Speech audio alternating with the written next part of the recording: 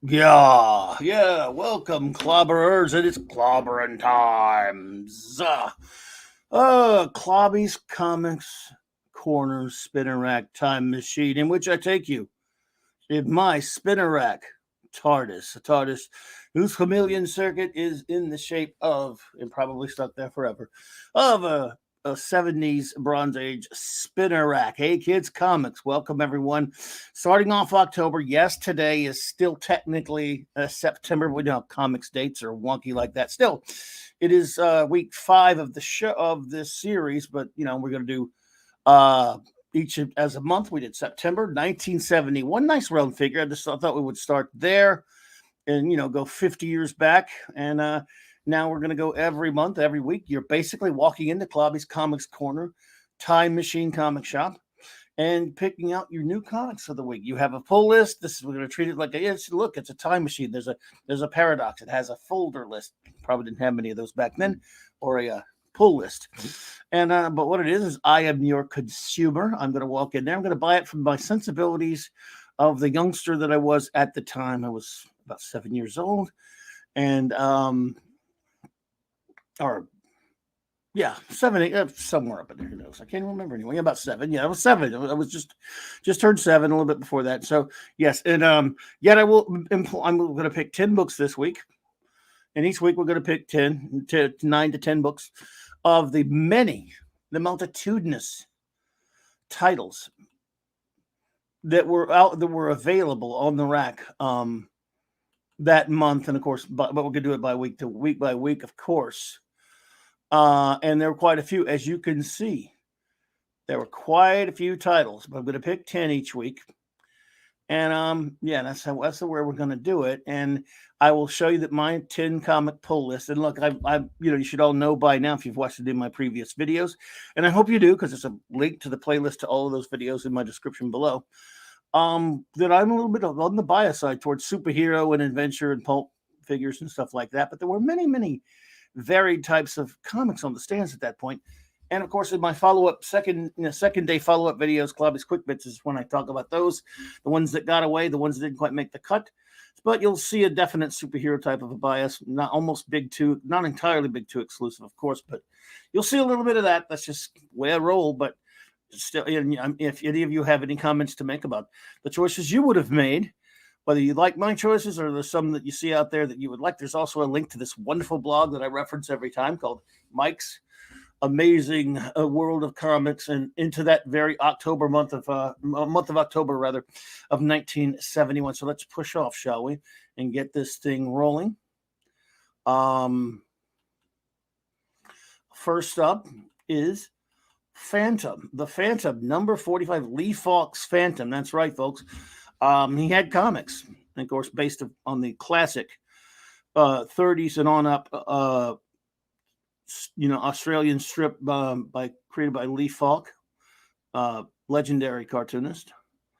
But this was a series for Charlton Comics, and story by Joe Gill. Art by Pat Boyett with the cover by Pat Bart. Pretty much that simple. That's kind of mostly what was in this particular comic. It wasn't a lot. Just this one. That again, bear in mind, some of these Charlton books, Golgi books, and things like that are a bit difficult to research. There's not a lot of info on them. As much you can find it, Grand Comics database, things like that. But this is difficult. This is a comic. I'm a big fan of the Phantom. I can't say I have this issue. But remember, I'm going back in time. I'm cheating. I'm going back to 1971, and I would definitely. Anything with the Phantom. And again, these weren't big comics creators' names, but I do know some fans of Boyett. You didn't really get all that close to some of the bigger comics, but if you know of him, he was an interesting artist. And it is only speculative that this cover is by him, but I went with it because it probably was. And secondly, we have, let's see here, Daredevil. Number 83. Oh, my goodness. I'm a huge Daredevil fan. Just to let you know, the month of October, we'll have on Clobbering Times. I'm going to be doing some Daredevil specials, some Daredevil shows, because I love the character, including Pre-Miller Daredevil. That's going to be what I'm going to talk about a little bit. On Monday Night Mark C Comics talk at some point, a couple times this month, a little bit of Daredevil there. This is number 83. This is getting close to the time. I mean, this is the time when Black Widow popped up in his comic book a lot around. Of course, as you know, eventually she actually shared the title with him in terms of the actual title of the comic. But this is Daredevil, the Man Without Fear, number 83, with a story by Jerry Conway. Interestingly enough, Alan Weiss, I didn't realize he'd gone that far back. He'd been, he hasn't done like a gigantic swath of work for DC or Marvel, but or mainstream in general. But he does get some credit for the art, partial art pencils on this, with inks by the legendary, the great Bill Everett, co-creator of Daredevil, Submariner, and many other characters, with actually even some credit. Barry Smith, pre-Barry Windsor Smith days, with some credit on the inks. And, of course, a Ramita cover. And if interesting, if you look into the Marvel database, it says cover artist unknown. Well, Ramita, look, you could tell Ramita so much, I didn't even need it. I'm going to put Ramita either way. Then I looked down a little bit and go, well, there's this damn signature right there, Marvel database. Do better, Marvel database. Anyway, again, nobody's perfect, so it's all right. Next up, it's Kirby time, my friends. The Forever People, number 6. Kirby in those early days of construction on the Fourth World. Yes, sir.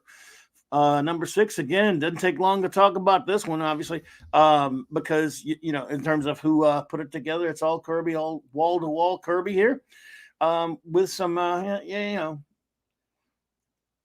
think some Mike Royer inks on the cover on Kirby, and there is a reprint in it from Adventure Comics, number 75. Okay, so there's a little bit of stuff in there, but for the most part, it's all Kirby. It's probably in Adventure Comics 75. I think it's a reprint of the Golden Age Sandman by Simon and Kirby, if I remember right. But it's either way, it's wall-to-wall Kirby there. So, and if I remember correctly, well, hey, just bad on me. Yeah, it was a Sense Right. It's a Sandman comic. It's an old Simon and Kirby Sandman issue from Adventure Comics, number 76 or 5 or whatever. You all know that I'm terrible with numbers. I always have been. Next up is Iron Man. I am Iron Man. I am Iron Man. Sorry. Number 44. Story. This is one of the weird things about this one is Robert Kanigher. It's just so staple of early DC comics, from 60s DC and things like that. He didn't do a lot at Marvel, but around that time there were a lot of people fleeing and going on. Kind of there was disarray in all the big companies and stuff, and guys who've been around a bit would take whatever gig they could get. So Robert Kanigher, that's a strange gig for him. Art by George Tuska, who was something of a staple or a mainstay on the Iron Man series back then, and with some Vinnie Coletta inking on the secondary story, which was also, was it like an Ant-Man story or something like that? Yes, it was an Ant-Man story. That's right. Sorry, a Giant Man Ant-Man story. A Giant Ant-Man story. It was one of those. But of course, that was by the great Roy Thomas and the excellent Ross Andrew and Mike Esposito with a nifty Gil Kane cover. This was another one that the database was weird on. We don't know who the cover is. Well, if you don't know a Gil Kane cover, now they don't know. That means we don't know exactly who inked it, but that's as Gil Kane as it gets, folks. That wonderful cover right there. He did a lot of Iron Man covers, did a lot of covers in general. So you gotta love it. So I love. Yeah, Gil Kane cover, and there's just no way. And I think Gilsha, as Frank Yosha or whatever. I've been told it's pronounced. Dear Lord, forgive me for not pronouncing it properly.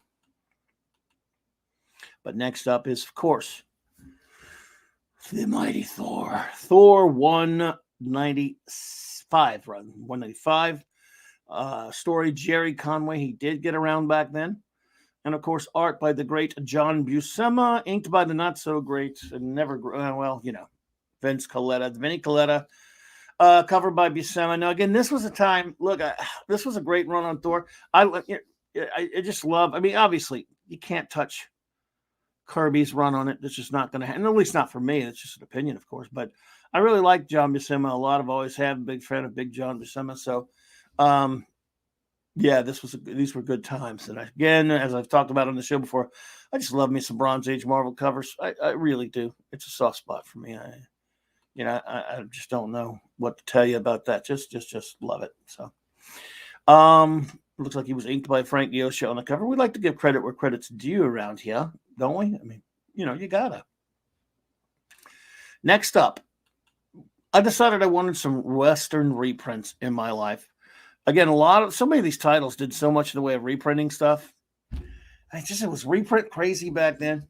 But you remember, there weren't trade paperbacks coming out really on any kind of regular basis where you could get reprints. The way you got reprints was they would decide to put them in all these different, like kind of just willy-nilly, put them in all these different comics that they were putting out there with the big 48 pages and the 100 pages and all this other stuff. But it was cool. I mean, this one's chock full of those old Western reprints. All-Star Western #9. I don't think All-Star Western was always reprints, of course, but it was in this case. And this is #9 again with some reprints by the great Gardner Fox, with art by Carmen Infantino. You've got some other ones: Dave Wood, Joe Kubert, John Broome, and it even has a Frank Frazetta. Yes, that Frank Frazetta reprint. Of course, he did do comics. For those who don't know, even Western comics in the 50s. I mean, one of the greatest fantasy artists of all time. I mean, if he needs no introduction, you don't need me to tell you about Frank Frazetta. But it's kind of funny, even though some of the story credits here, Sergio Aragonés and Denny O'Neil, of course, some great Nick Cardy art in there as well. And interestingly enough, a cover by Tony DeZuniga, who would do a lot of Western comics. Of course, one of the perennial Jonah Hex artists. And I love me some Jonah Hex. Can't wait till we start seeing some Jonah Hex comics in the corner. That'll be fun because, gotta love me some Jonah.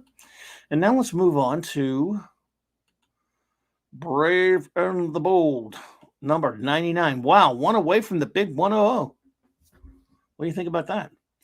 Batman teaming up with the Flash, one of his many team-ups with Flash, of course.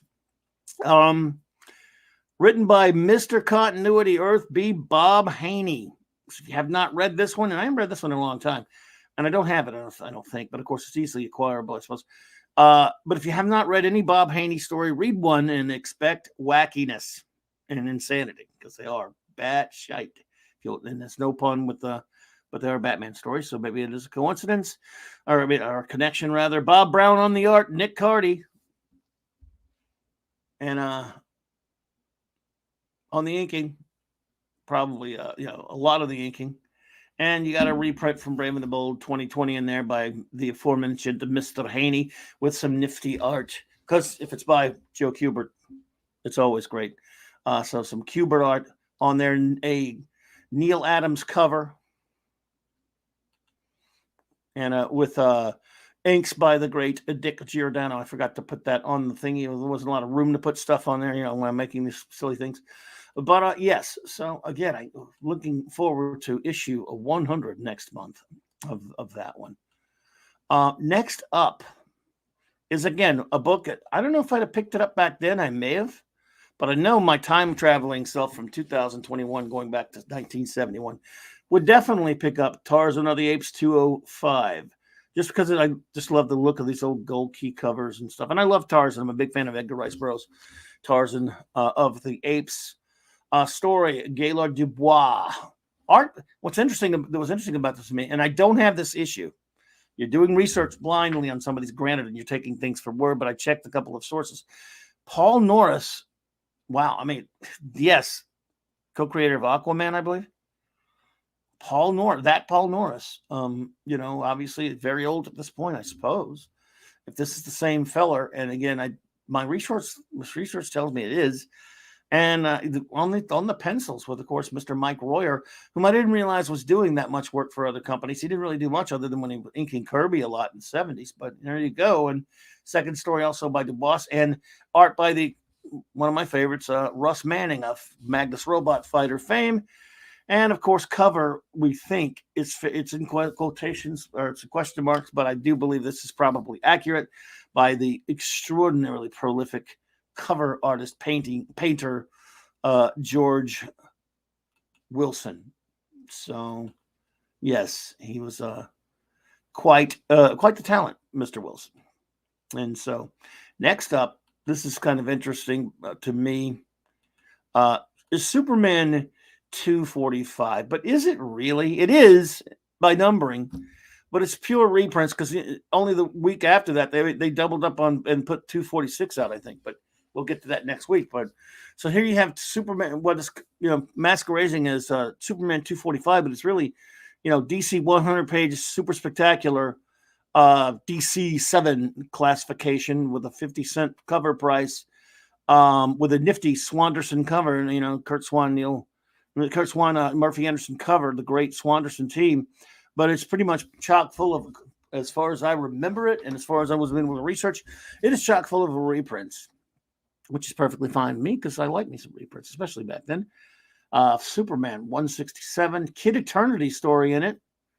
Number 3, The Atom number 3, All-Star Western 117, Detective Comics number 66, Mystery in Space 89. So a lot of them, and all kind of great creators on these stories too. Edmund Hamilton, Cary Bates, Joe Millard, the amazing Gardner, Fox, Harris, Levy, William Woolfolk. Again, a lot of these guys in and out of the Golden into the Silver Age.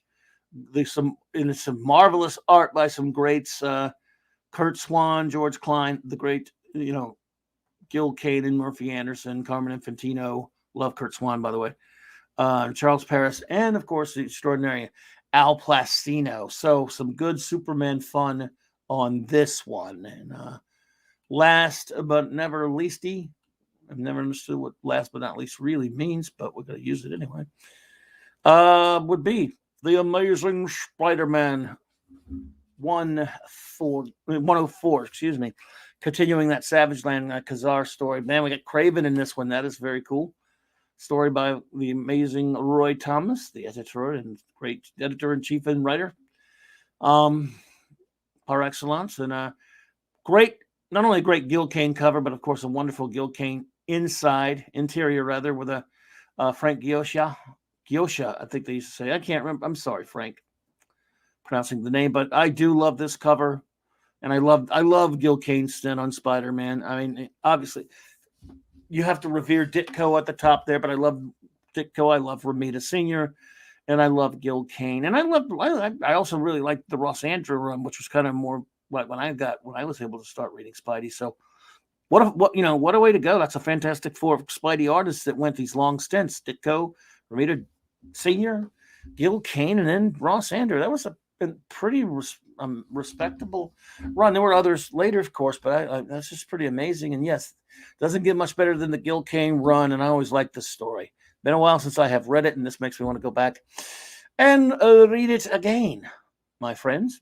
So that is where we are for Clobby'S Comics Corner. Technically still October, but it's still October. I mean, September, but it's October, week 1. And yeah, there we go. And we are, I guess, about ready to say goodbye for this one. It was a bit of a long one, I know, but I have a lot to say. Did 10 issues. I'll try to cut them down a little shorter in the future. But I want to thank you all for who watched this, and I hope you liked the little comic talk. I know it's not much, but it's a lot of fun for me just to sit and talk a little comics with you all. And there'll be a stream about the September comics on tonight's Wednesday night Clobber Times. So until then, everyone, big shout out to the marvelous, wonderful, beautiful Raquel Briggs for this amazing outro. I know it's called extra. I like saying outro. I don't know what it is. Take care, everyone.